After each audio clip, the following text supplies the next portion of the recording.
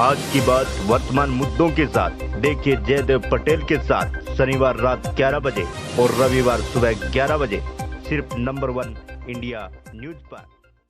नमस्कार व्यूअर्स, मैं जयदेव पटेल और आप देख रहे हैं नंबर 1 इंडिया न्यूज। आज की बात वर्तमान मुद्दों के साथ के इस खास कार्यक्रम में आज हम बात करेंगे गुजरात में पुलिसिंग की व्यवस्था किस तरीके से चल रही है और G20 समिट के 17 कार्यक्रम जो इस साल होने हैं इसको लेकर गुजरात पुलिस किस तरह से अलर्ट मोड में है और किस तरह के खास तैयारियां गुजरात पुलिस की तरफ से की गई है। इसी पर बात करने के लिए हमारे साथ खास सामान है गुजरात पुलिस के अतिरिक्त पुलिस महानिदेशक कानून व्यवस्था ADGP नरसिम्हा कुमार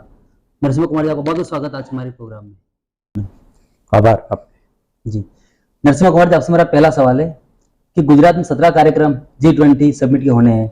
लगभग 10 कार्यक्रम हो चुके हैं, ऐसे में किस तरह खास तैयारी आपकी तरफ से की गई है और किस तरह की डिप्लॉयमेंट पुलिसिंग की गई है? आप जानते हैं 1 दिसंबर 2022 से G20 का प्रेसिडेंसी इंडिया के पास है और ministry of external affairs government of India की तरफ से एंटायर एक साल के दरमियान लगभग 250 से भी ज़्यादा कार्यक्रम का आयोजन की प्लानिंग की गई है। इसमें से 17 इवेंट्स गुजरात के लिए दिए थे और अभी तक जैसा आपने कहा 10 इवेंट्स संपन्न हो चुके हैं और 14 जुलाई से आज से 2 इवेंट लाइंड अप है। 3rd finance and central deputies meeting और अगेन 17th 18th को 3rd finance ministers and central bank governors meeting back to back जो फाइनेंस ट्रैक के 2 इवेंट्स शेड्यूल्ड हैं। ये इवेंट्स का सिक्योरिटी मैनेजमेंट बहुत प्रेस्टिजियस और चैलेंजिंग टास्क गुजरात पुलिस के लिए है। इसके अनुसंधान में हमने G20 सेक्रेटरिएट के साथ संकलन में काफ़ी इलाबोरेट प्लानिंग और मोबिलाइजेशन की है। उसमें से बेसिकली हम लोगों ने शुरुआत में ही अधिकारियों को आइडेंटिफाई किया, मास्टर ट्रेनर्स किया, अपने जो शहर और जिला में इस इवेंट का आयोजन करना था, खास करके गांधीनगर, अहमदाबाद, सूरत, एकता नगर, डिस्ट्रिक्ट नर्मदा, इन शहर जिलाओं से पुलिस अधिकारियों को आइडेंटिफाई किया और उनको हमने खास इवेंट के कॉन्टेक्स्ट में जो सिक्योरिटी अरेंजमेंट करनी है उसके बारे में काफ़ी इलाबोरेट ट्रेनिंग इम्पार्ट किया और उन टीमों को हमने टैक्चुअली हर एक इवेंट में हम डिप्लॉय कर रहे हैं। जी। अभी तक के जो 9 इवेंट्स अपना इवेंट का सिक्योरिटी इश्यूज को हम लोगों ने काफ़ी सफलतापूर्वक हैंडल किए हैं और अभी ऑनगोइंग 2 इवेंट में हम लोगों ने अहमदाबाद और गांधीनगर में IG, DIG, SP रैंक के ऑफिसरों के सुपरविजन में चुनिंदा अधिकारियों को प्लेन क्लोथ्स और यूनिफॉर्म में हमने तैनात किए हैं। एसेंशियली इस इवेंट के लिए 3-4 इम्पॉर्टेंट कंपोनेंट है। नंबर 1, जो फॉरेन डेलीगेट्स अलग अलग डेस्टिनेशनों से इधर अराइव करते हैं on arrival at the airport, तो उसमें एक मल्टी एजेंसी कोऑर्डिनेशन की जरूरत पड़ती है। Airport authority of India, CISF, bureau of civil aviation security, immigration, customs department, central intelligence team और state intelligence, state police, district और सिटी के रिप्रेजेंटेटिव्स एंड सिविल एडमिनिस्ट्रेशन की तरफ से हेल्थ एंड प्रोटोकॉल डिपार्टमेंट के अधिकारी वगैरह, तो हम लोग उसको एक डिटेल्ड कंट्रोल रूम और साथ में इंटर एजेंसी कोऑर्डिनेशन के लिए खास आयोजन करके जो भी vehicles, pilot, Escorts and other security component जो है उसको हमने तैयारी के साथ रखे हैं। साथ में अपना ऑन अराइवल कुछ कंट्रीज पे, खास करके ये मिनिस्ट्री लेवल इवेंट के लिए कुछ कंट्रीज के टीम्स उन्हीं का सिक्योरिटी कंपोनेंट के साथ ही अराइव करते हैं। जी। तो उनका सिक्योरिटी ऑफिसर्स, कुछ officers are permitted to carry weapons also, उसका फैसिलिटेशन के लिए भी पुलिस ने काफ़ी अदर एजेंसियों के संकलन में इलाबरेट अरेंजमेंट की है। फिर होटल, एयरपोर्ट से होटल तक का मूवमेंट, सीमलेस ट्रैफिक मैनेजमेंट हो, इसलिए भी हम लोगों ने काफ़ी ट्रैफिक मैनेजमेंट एंड फैसिलिटेशन के लिए selected very well prepared well trained traffic police को डाला है जी। ये लोग भी रोड ओपनिंग फैसिलिटेशन के लिए पूरा अपना uniform body on camera supported by CCTV camera based जो ट्रैफिक जंक्शंस हैं उनका कोऑर्डिनेशन में अच्छा और फैसिलिटेशन की कार्रवाई भी कर रहे हैं। साथ में अपना मोस्ट इम्पॉर्टेंट चैलेंज उनका प्लेस ऑफ स्टे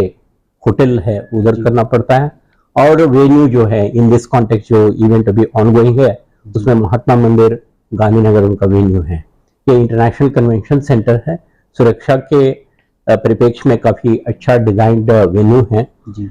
हम भी इसमें काफ़ी वाइब्रेंट गुजरात डिफेंस एक्सपो और सेवरल अदर इंटरनेशनल इवेंट हमने मैनेज की है। उस एक्सपीरियंस के आधार पे हम लोगों ने एक्सेस कंट्रोल, एंटी सबटेज चेक और traffic management and parking management वगैरह को काफ़ी अच्छा तरह से आयोजन किए हैं जी। और इस एंटायर इवेंट में जो लोकल कंपोनेंट्स अलग अलग एजेंसियों का जो प्रतिनिधि हैं, व्हीकल प्रोवाइड कर रहे हैं, ड्राइवर्स हैं जी। कुछ लाइजन ऑफिसर्स, बाहर से आने वाले कुछ लोग हैं और सपोर्ट स्टाफ है, सबका एंटीसीडेंट चेक, वेरिफिकेशन और एक्सेस कंट्रोल मेजर्स ये सब हमने अलग अलग एजेंसियों के साथ मिलकर किए हैं। और एक इम्पॉर्टेंट इशू ये भी है, किसी भी कंटिजेंसी के लिए जी। एक डिजास्टर मैनेजमेंट प्लान भी हमने Gujarat state disaster management authority, health department, fire services, SDRF, NDRF और plasma research institute and other जो वर्टिकल्स है उनका कोऑर्डिनेशन में एक ready robust disaster management plan भी हम लोगों ने तैयार करके इम्प्लीमेंट किए हुए हैं जी। तो इस 4 दिन के जो कार्यक्रम के दौरान सिविल एडमिनिस्ट्रेशन और पुलिस की तरफ से ये प्रयास रहेगा एंटायर इवेंट एक इंटरनेशनल इवेंट के स्तर पे जी। सक्सेसफुली सीमलेसली पीसफुली इसको आयोजन किया जाए और किसी भी तरह का ऑब्स्टेकल्स इसमें खड़ा ना हो, उसके लिए हम लोगों ने हर संभव प्रयास और प्लानिंग और डिप्लॉयमेंट हमने की है जी। नरसिम्हा कुमार जी, इसी में थोड़ा सा मैं और इसको आगे ले जाता हूँ। इसमें अभी तक कितनी पुलिसिंग की डिप्लॉयमेंट आपकी तरफ से की गई है, और उसके अलावा क्या इसके लिए क्या स्पेशल कोई ड्रोन कैमरा या उस तरह की कोई फैसिलिटीज की गई है सुरक्षा को लेकर के, खासकर अगर हम बात करें तो? हाँ, इस ऑनगोइंग 2 इवेंट्स के लिए खास करके अहमदाबाद सिटी और गांधीनगर पुलिस इन्वॉल्व है। Venue is located in Gandhinagar. एक इम्पॉर्टेंट जो होटल है वो भी गांधीनगर में है और बाकी 3 होटल्स अहमदाबाद सिटी में लोकेटेड हैं। Airport is located in Ahmedabad. तो हम लोग इस दौरान जो डेलीगेट्स आएंगे अलग अलग वेन्यू होटल्स में रहेंगे और वेन्यू और होटल वेन्यू और एयरपोर्ट के बीच में उनका जो मूवमेंट होगा और in between there are some destinations identified, tourist places का भी विजिट वगैरह करेंगे। उसके दौरान कोई प्रॉब्लम ना हो उसमें अपना रोबस्ट कम्युनिकेशन प्लान है। सर्विलेंस के लिए गुजरात पुलिस के पास अपना 15 ड्रोन बेस्ड कैमरा सिस्टम्स के फ्लीट है, उसको भी हम अलग अलग रिक्वायरमेंट को ध्यान में रखते हुए हम उसको भी तैनात किए हुए हैं। और पॉसिबल सबटेज और एनी काउंटर मेजर्स की रिक्वायरमेंट को ध्यान में रखते हुए हमने अपना कमांडो यूनिट्स और एंटी टेररिस्ट स्क्वाड के सिलेक्टेड टीम्स वगैरह स्ट्रेटजिक लोकेशन पे हमने तैनात किया है जी। और किसी भी कंटिजेंसी के लिए अपना प्रिपेयर्डनेस है। कोई भी किसी भी तरह का चैलेंज को काउंटर करने की अपना सभी तैयारियों के साथ पुलिस तैनात की गई है जी। नरसिम्हा कुमार जी, अब मैं बात करूंगा बिपरजॉय चक्रवात को लेकर के, जिस तरीके से हाई अलर्ट था, कहीं के लास्ट में वो हिट भी गुजरात में हुआ, और इसके अलावा जो SDRF की तरफ से अक्सर देखा जाता है कहीं के जो इमरजेंसीज जो कॉल होते हैं उसमें कहीं के सपोर्ट करना होता है, जैसे बाढ़ की बात हो गई या हेवी रेनफॉल्स की बात हो गई, तो ये आप लोगों तक इन्फॉर्मेशन कैसे पहुंचती है और इस पूरे प्लान के लिए कितनी डिप्लॉयमेंट वहां पर की गई थी और इसको आपने किस तरीके से सक्सेस किया इस पूरे ऑपरेशन को? अरेबियन सी में ये साइक्लोनिक एक्टिविटी काफ़ी सीजनों में चलती रहती है। उसमें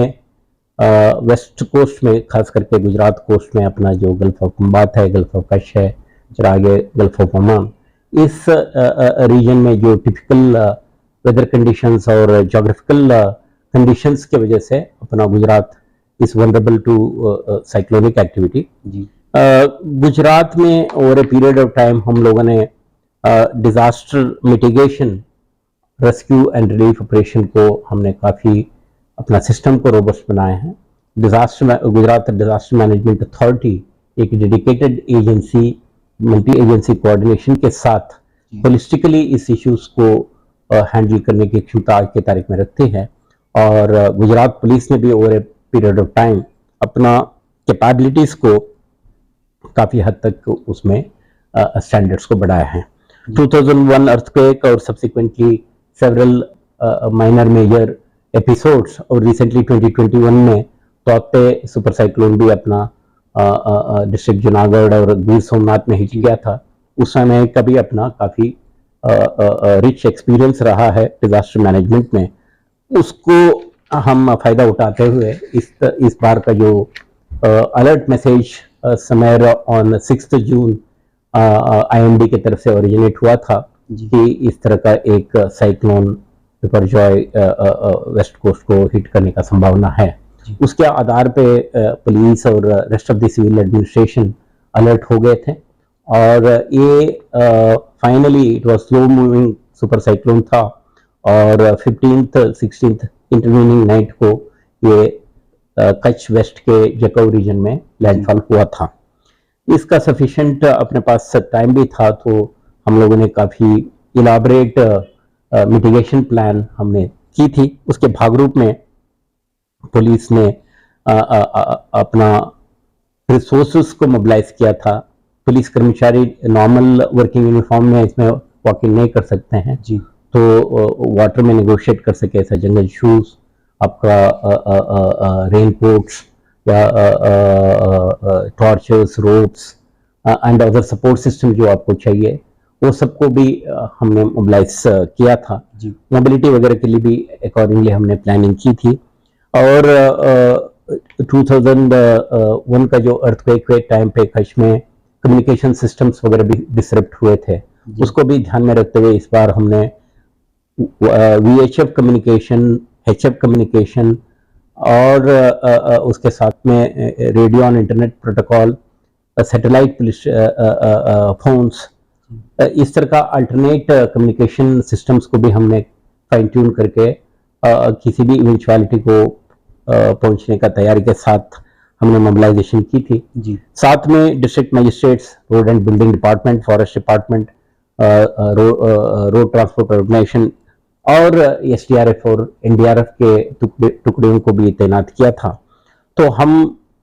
अपना स्ट्रैटेजी कुछ इस प्रकार के थे कि जो लो लाइंग एरियाज हैं, पोटेंशियली जो हिट होने वाले रीजन के लोगों को हमने एडवांस में अलर्ट किया था और सिविल एडमिनिस्ट्रेशन शेल्टर होम्स बनाए थे। जैसे जैसे IMD की तरफ से specific concrete information regarding possible place of landfall मिलता था, उस एरिया को हमने कंप्लीट इवैक्यूएशन प्लान किए थे शेल्टर होम में ये करने का। इस बार का विशेष था ये भी था, गवर्नमेंट ऑफ गुजरात और गवर्नमेंट ऑफ इंडिया की तरफ से जीरो कैजुअलिटी पॉलिसी के तहत एक भी नागरिक का मृत्यु ना हो और संभावित साइक्लोन इम्पैक्ट से जो भी नुकसान होगा उससे जल्द से जल्दी रिकवरी होकर के अपने को नॉर्मलसी के तरफ जाना है। इस प्लानिंग के साथ honourable ministers from government of India, several ministers from government of Gujarat और senior secretary, senior police officers भी अपने पॉसिबल इम्पैक्ट होने वाले जगहों पे पोजीशन किए गए थे और लोकल कम्युनिटी सपोर्ट और efforts on the part of the police, state disaster response force, NDRF, इनके संकलन में हम लोगों ने काफ़ी इफेक्टिवली जो पॉसिबल इम्पैक्ट होने वाले जगहों से 100% इवैक्यूएशन मूव कर दिया था शेल्टर रूम में। इसीलिए ये पावरफुल सुपर साइक्लोन हिट करने के बावजूद भी कच्छ वेस्ट में या उस इलाकों में कोई ऐसा ह्यूमन कैजुअलिटी के किसी ने बने, लेकिन प्रॉपर्टीज एंड अदर डिसरप्शंस काफ़ी हुए। लेकिन अदर एजेंसीज, एसडीआरएफ, एनडीआरएफ और पुलिस के प्रयास से और सिविल एडमिनिस्ट्रेशन के प्रयास से हम कम से कम समय में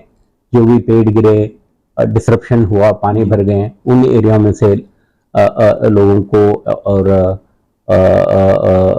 सुरक्षित जगहों पे शिफ्ट करने में और रोड ओपनिंग वगैरह जल्द से जल्द करने में और uninterrupted traffic movement along national highway, state highway और डिस्ट्रिक्ट हाईवे करने में हम सफल रहे।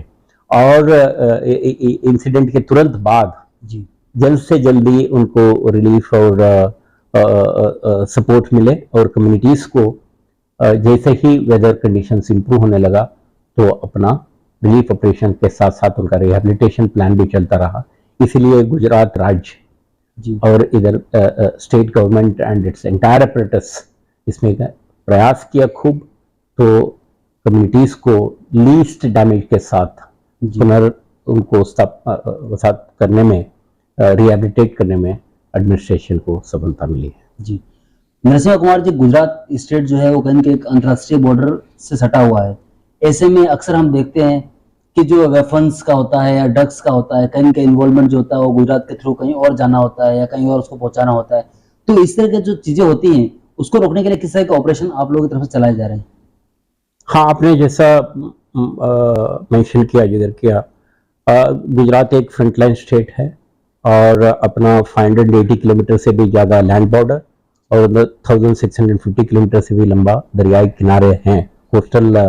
बॉर्डर्स हैं। ये अलग अलग प्रकार के वल्नरेबिलिटीज है, इन्फिल्ट्रेशन भी है, fake Indian currency notes push करने का संभावना है, ड्रग्स को अंदर घुसाने का प्रयास होते हैं और आर्म्स एम्युनिशंस और एक्सप्लोसिव्स वगैरह का भी इस रूट पे इन the past effort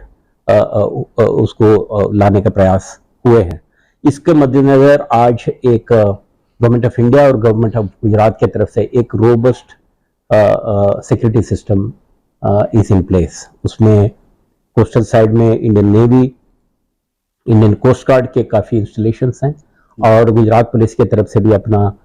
marine police station, लगभग 22 मरीन पुलिस स्टेशन, 46 आउटपोस्ट इस एंटायर स्ट्रेच में पोजीशनड हैं। और साथ में हम लोगों ने एक बटालियन मरीन टास्क फोर्स, एक स्पेशल एम्फीबियन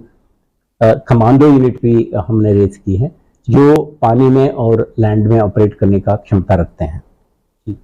साथ में इन रिसेंट टाइम्स जो ड्रग्स अंदर लाने का जो प्रयास हुए हैं इंटरनेशनल वाटर्स में से, तो उसके बारे में हम लोग narcotics control bureau, national narcotics control bureau और अपना एंटी टेररिस्ट स्क्वाड अहमदाबाद और लोकल पुलिस और Indian coast guard and other connected agencies के संकलन में काफ़ी केस किए गए हैं। कुछ केसेस डीआरआई की तरफ से, कुछ केसेस एटीएस की तरफ से, कुछ लोकल पुलिस की तरफ से, एनसीबी की तरफ से हुए हैं। और इन द लास्ट 1 year और सो 5,000 crores वर्थ ऑफ ड्रग्स का सीजर हुआ। ये हम एसेंशियली इसका एनालिसिस में ये निकल रहा है कि गुजरात रिसिपिएंट नहीं है जी, काफ़ी किस्से में ये एक ट्रांजिट रूट में है। तो वेस्टर्न कोस्ट से ये एंट्री होती है, इधर लैंड होके अन्य डेस्टिनेशन में मूव करने में criminals and anti social elements का प्रयास रहता है। तो इसको डील करने के लिए जैसे हमने कहा कि मल्टी एजेंसी कोऑर्डिनेशन, अपना इंटेलिजेंस बेस्ड सक्सेसफुल ऑपरेशंस और जो नॉन क्रिमिनल्स, एंटी सोशल्स इस तरह के प्रवृत्ति में जुड़े हुए हैं उनके ऊपर निगरानी रखने का, सर्विलेंस रखने का और प्रिसाइज सक्सेसफुल ऑपरेशन करने का स्ट्रैटेजी से गुजरात पुलिस आगे बढ़ी है। साथ में जो स्टेट में मेनलैंड में हम लोगों का ये भी प्रयास रहा है कि युवाओं को इस प्रदूषण से दूर रखें और लोकल रिटेल सेल, डिस्ट्रीब्यूशन या किसी भी तरह का स्मॉल और big targeting youth, college students, school students या other vulnerable sections of the society को टारगेट करने में सफलता ना मिले, इसलिए हम लोगों ने अपना एनडीपी नारकोटिक सेल जो सीआईडी क्राइम के अंदर कार्यरत है और हर एक शहर जिला में स्पेशल ऑपरेशन ग्रुप के अधिकारी जागृत हैं और बहुत सारे इस तरह के सफलतापूर्वक हमने केस की है। तो हम डिमांड साइड से भी इफेक्टिवली इस इश्यूज को डील कर रहे हैं जी। तो ओवरऑल गुजरात में आज की तारीख में हम यकीन से कह सकते हैं कि लोकल कंजम्पशन के लिए इस तरह का ड्रग्स का सप्लाई कम है, लेकिन अपना धरती को ट्रांजिट रूट के रूप में इसका उपयोग किया जा रहा है, उसको भी हम इफेक्टिवली काउंटर करने का स्ट्रैटेजी बनाए हुए हैं जी। नरसिम्हा कुमार जी, ये तो हमने बात कर ली अंतर्राष्ट्रीय बॉर्डर की, लेकिन अगर हम इंटर स्टेट अगर बॉर्डर की बात करें तो गुजरात में कहीं ना कहीं शराबबंदी है। इसके बाद भी शराब जो है वो कहीं ना कहीं अवैध तरीके से बिक्री का जो काम चल रहा है, इसको किस तरह से आप लोग मॉनिटरिंग कर रहे हैं और इसमें किस तरह से कार्रवाई कर रहे हैं? गुजरात एक वेस्टर्न इंडिया में एक ऐसा स्टेट है जहाँ पे देयर इज टोटल प्रोहिबिशन। जैसा आपने कहा, इधर production, possession, transportation, storage, sale and consumption सभी प्रतिबंधित है। लेकिन नेबरहुड में जैसा अपना neighbouring states and union territory है, उसमें प्रतिबंध नहीं होने के कारण बहुत सारे क्रिमिनल और एंटी सोशल एलिमेंट्स आप जैसा कह रहे हैं ऐसा प्रयास करते हैं कि गुजरात में इसको लाया जाए, अवैध तरीके से इनको डिस्ट्रीब्यूट या सेल करने का प्रयास किया जाते हैं जी। हम आपके माध्यम से लोगों को कहना चाहते हैं कि हर साल गुजरात पुलिस 1 लाख ऐसे 1000 से भी ज़्यादा केस दर्ज करती है इसके अनुसंधान में, और करोड़ों का कीमत का इंडियन मेड फॉरेन लिकर और जो कंट्री ब्रूड लिकर को सीज करते हैं, और 2 लाख से भी ज़्यादा क्रिमिनल्स को इसमें हम अरेस्ट करते हैं और लीगल प्रोसीडिंग्स इनिशिएट करते हैं जी। गुजरात पुलिस की तरफ से और department of prohibition and excise की तरफ से ये प्रयास रहता है कि कम्युनिटीज में इसके जनजागृति रहे,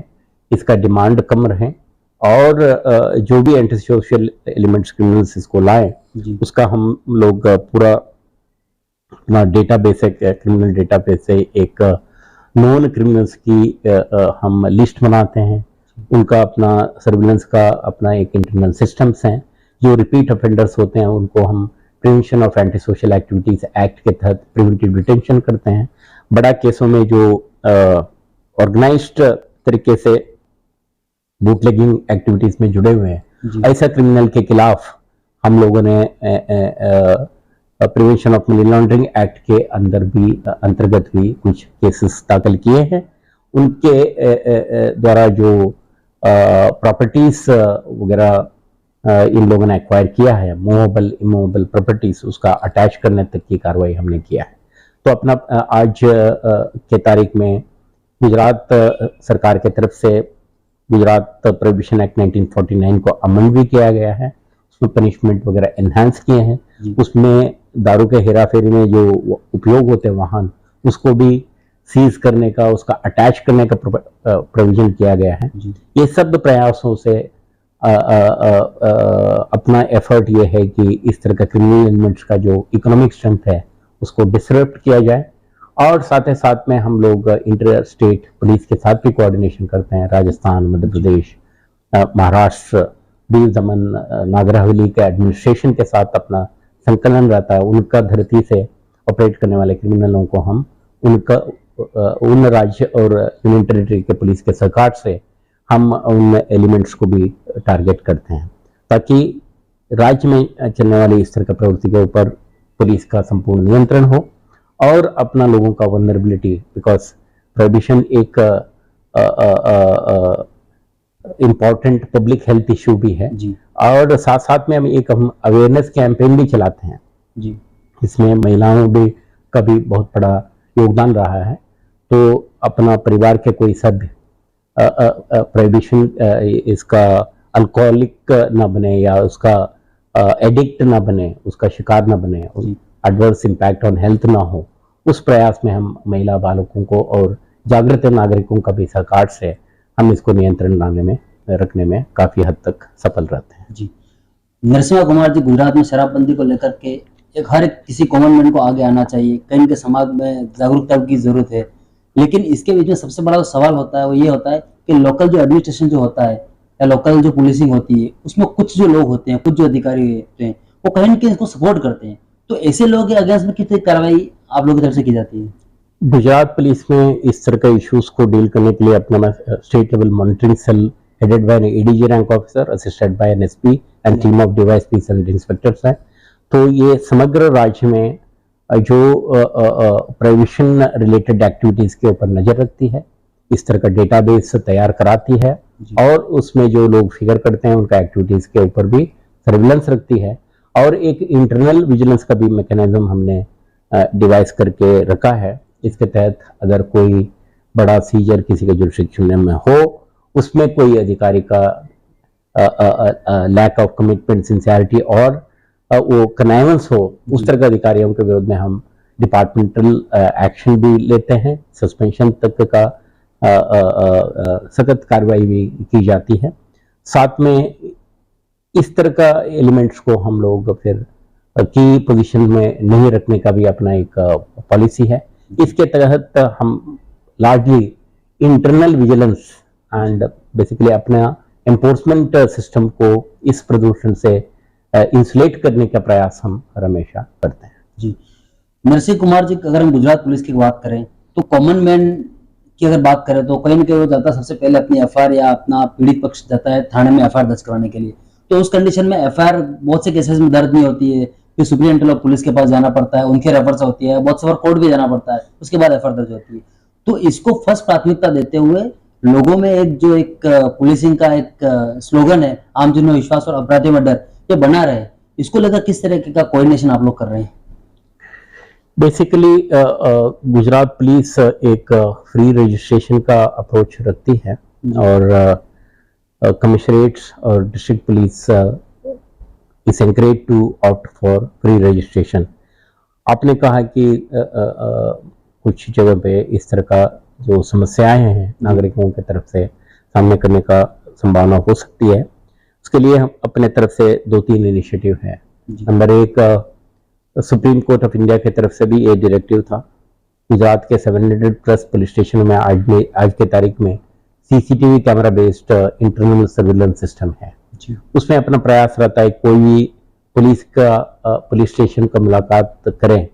और फरियाद दाखिल करने का प्रयास करें, उसमें पुलिस और सिटीजन इंटरफेस कैसा रहा, लैक ऑफ रिस्पॉन्सिवनेस था, कोई अब्यूसिव बिहेवियर था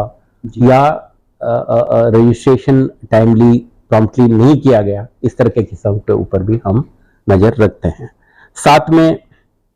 जैसे आपने कहा कि हो सकता है पुलिस स्टेशन विजिट के दौरान एफआईआर नहीं रजिस्टर किया हो, हम लोगों ने ये एसपीओ को ऑथराइज किया, लोकल क्राइम ब्रांचों को ऑथराइज किया है 0 नंबर से एफआईआर रजिस्टर करें और जुरिस्डिक्शनल पुलिस स्टेशन को उसको फॉरवर्ड करें, ताकि इस lack of responsiveness on the part of the police station को हम डिसरप्ट करें और नागरिकों को असुविधा होते हुए उनको प्रिवेंट करें। साथ में लास्ट ईयर हम लोगों ने एक major initiative government of Gujarat की तरफ से था, वो था कि EFIR रजिस्टर करने की, खास करके जो अनडिटेक्टेड व्हीकल थेफ्ट के केसेस होते हैं जिसमें एफआईआर नहीं दाखिल होने की वजह से कहीं के समय उनको जो इंश्योरेंस मिलना चाहिए, उनको जो कंपनसेशन मिलना चाहिए वो मिल नहीं पाता है, सिर्फ नागरिक उसके वजह से परेशान रहते हैं। तो हम लोगों ने कहा कि आप रिमोटली एफआईआर दाखिल कर सकते हो, पुलिस स्टेशन के विजिट करने की जरूरत नहीं नागरिक को। Stolen vehicle, stolen mobile phones, laptop के किस्से में कोई भी नागरिक ऑनलाइन एफआईआर दर्ज करने का व्यवस्था की गई है। साथ में गुजरात पुलिस ने एक एंटरप्राइज लेवल सॉल्यूशंस है, एप्लीकेशन है, उसमें ई गुजकॉप एप्लीकेशन, उसमें एक मॉड्यूल ये भी है सरल एप्लीकेशंस। कहीं किस्से में नागरिक इसमें मिसलेनियस कंप्लेंट दाखिल करते हैं, उन कंप्लेंट्स के अनुसंधान में पुलिस प्रिलिमिनरी इंक्वायरी करती है, अगर उसमें कॉग्निजेबल ऑफेंस मेड आउट है तो उन किस्सों में एफआईआर दाखिल करने की कार्रवाई की जाती है। तो ये एक एक्सरसाइज हम लोग काफ़ी रिगरसली कर रहे हैं। हर एक जिलाओं में, शहरों में डेली कितना इस तरह के कंप्लेंट लॉन्च हुए, वो अपना सिस्टम में कितना उसका प्रोसेस हुआ, कितना उसका एफआईआर दाखिल करने की कार्रवाई की गई, इस तरह का मॉनिटरिंग के माध्यम से भी नागरिक को होने वाला जो संभावित असुविधाओं को ओवरकम करने का एक प्रयास है। बहुत सारे पिछले 2-3 सालों में काफ़ी शहर जिलों में एक नेक्स्ट जनरेशन पुलिस स्टेशन जो स्मार्ट पुलिस स्टेशन के दिशा में एक प्रयास है, ऐसे भी पुलिस स्टेशन बने हैं। उसमें भी अपना बहुत सारे नागरिक जो कोर पुलिसिंग सर्विसेज के अलावा जो एक नागरिक सेवाओं का लाभ लेने के लिए विजिट करते हैं, उदाहरण के रूप में किसी को पासपोर्ट वेरिफिकेशन के लिए आना है या डेथ सर्टिफिकेट ले जाना है, एंटीसीडेंट वेरिफिकेशन के लिए, कोई अपना डोमेस्टिक हेल्प हायर कर रहे हैं, उनका प्रीवियस हिस्ट्री चेक करना हो, इस तरह के इसके लिए जो वृद्ध हो सकते हैं, महिलाएं हो सकते हैं, कि समाज के कोई नागरिक हो सकते हैं जो पुलिस स्टेशन को विजिट करें, वो एक प्लेजेंट एक्सपीरियंस के साथ जाए और उनको कोई स्पीड, ट्रांसपेरेंसी और क्वालिटी सर्विसेज उनको मिले। इस तरह का भी प्रयास गुजरात पुलिस के लीडरशिप के तरफ से इनिशिएटिव ली गई है। तो मैं मानता हूं कि मल्टी लेयर्ड हायरार्किकल ऑर्गेनाइजेशन में अगर एक लेवल पे कुछ रोड ब्लॉक है, रेजिस्टेंस है, वो नेक्स्ट लेयर पे एंट्री करके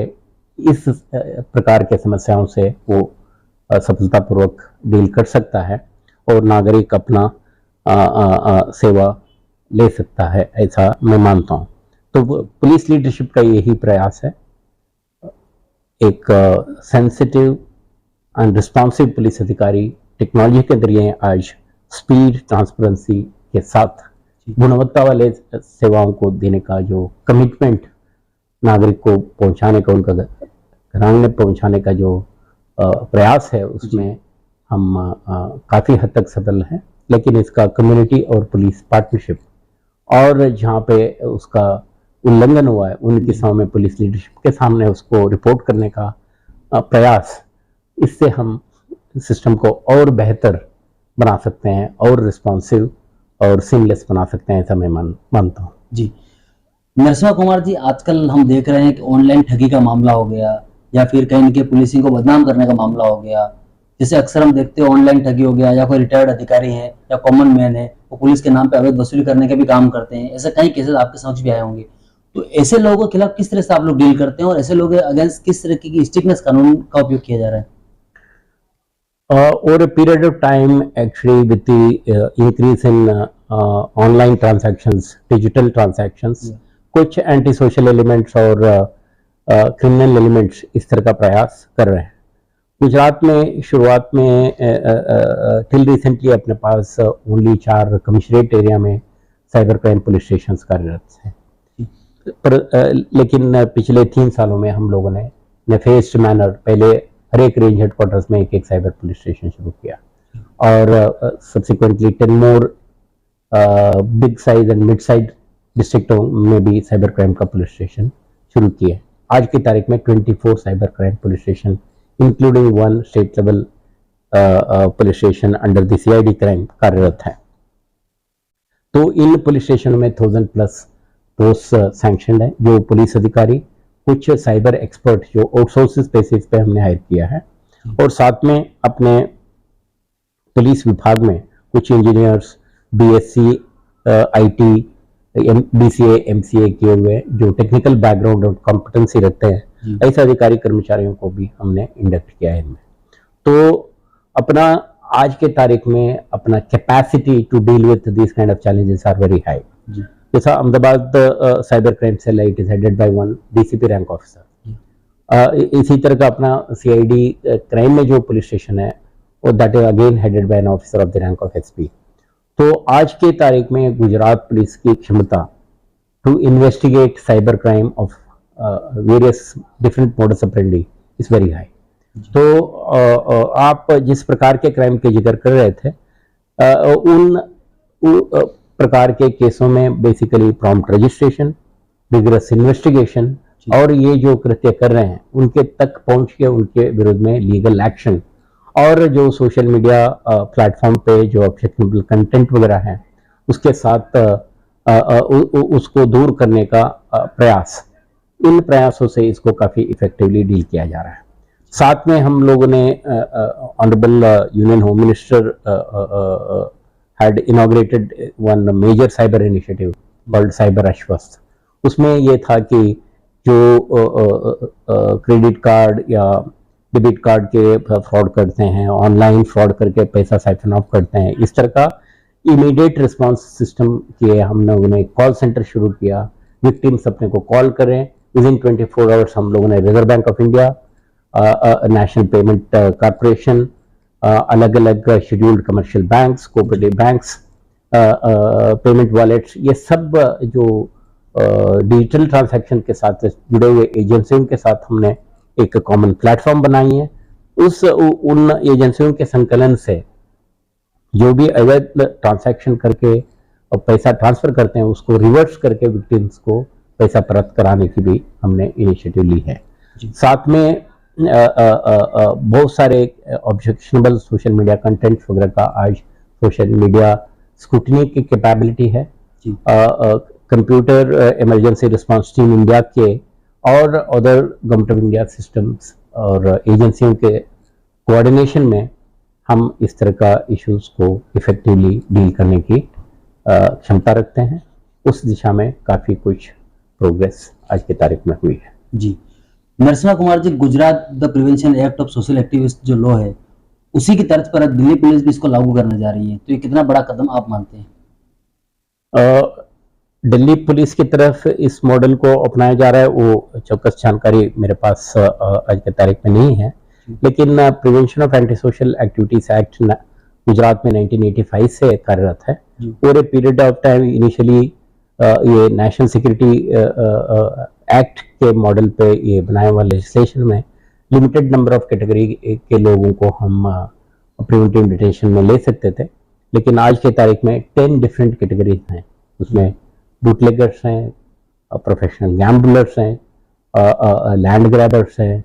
सेक्सुअल ऑफेंडर्स हैं, साइबर ऑफेंडर्स हैं, मनी लेंडिंग ऑफेंडर्स हैं। तो इस तरह के मेन क्रिमिनल एक्टर्स जो रिपीट ऑफेंडर्स होते हैं इन क्षेत्रों में, उनको प्रिवेंटिव डिटेंशन का प्रोविजंस और उसका जो डिजर्विंग किस्मों में इस लेजिस्लेशन का एप्लीकेशन से गुजरात में हम लोग काफ़ी हद तक गुनाखोरी का कंट्रोल में और एंटी सोशल एक्टिविटीज़ को इफेक्टिवली डील करने का ये एक बहुत ही उपयोगी टूल साबित हुआ है। मैं मानता हूँ ये लेजिस्लेशन आज के तारीख में गुजरात जो कमिश्नरेट में कमिश्नर्स और डिस्ट्रिक्टों में डिस्ट्रिक्ट मजिस्ट्रेट्स, इसका डिटेंशन अथॉरिटीज़ हैं, ये एक रोबस्ट सिस्टम के रूप में एमर्ज हुआ है। High courts and supreme courts और इसका जो एडवाइजरी बोर्ड्स हैं उनके द्वारा भी नंबर ऑफ केसेस में अपना डिसीजन अपहोल्ड होता है और इन एलिमेंट्स को समाज में एक पोटेंशियल डैमेज करने का उनका जो क्षमता है उसको हम काउंटर करने का क्षमता रखते हैं। जी, नरसिम्हा कुमार जी, आपसे मेरा एक क्लोजिंग क्वेश्चन है कि 2024 का चुनाव बस कुछ महीनों बाद होना है, ऐसे में पुलिसिंग में क्या कुछ अलग से भी डिप्लॉयमेंट किया जाता है टेम्परेरी टाइम पे, या फिर परमानेंट कोई नई पोस्टिंग निकाली जाएगी गुजरात पुलिस की अगर हम बात करें तो? इलेक्शन स्पेसिफिक कभी इलेक्शन काफ़ी दूर है, लेकिन इलेक्शन कमीशन ऑफ इंडिया की तरफ से काफ़ी advance preparations in terms of जो एडवाइजरीज, मेरे सिस्टम को फाइन ट्यून करने का कार्रवाई और मोबिलाइजेशन ऑफ रिसोर्सेज वगैरह का एक्सरसाइज शुरू होंगे। उसमें हम स्टेज वाइज जो भी इलेक्शन कमीशन ऑफ इंडिया का जो एक्सपेक्टेड रिस्पॉन्सेस होते हैं सिक्योरिटी अरेंजमेंट करने का राज्य सरकार का, राज्य पुलिस की जिम्मेदारी है, उसको फुलफिल करने के अपना तैयारियां रहेंगे। जी, नरसिम्हा कुमार जी, आपने हमारे लिए समय निकाला और महत्वपूर्ण जानकारी हमारे साथ साझा करी, उसके लिए आपका बहुत बहुत धन्यवाद। Thank you so much.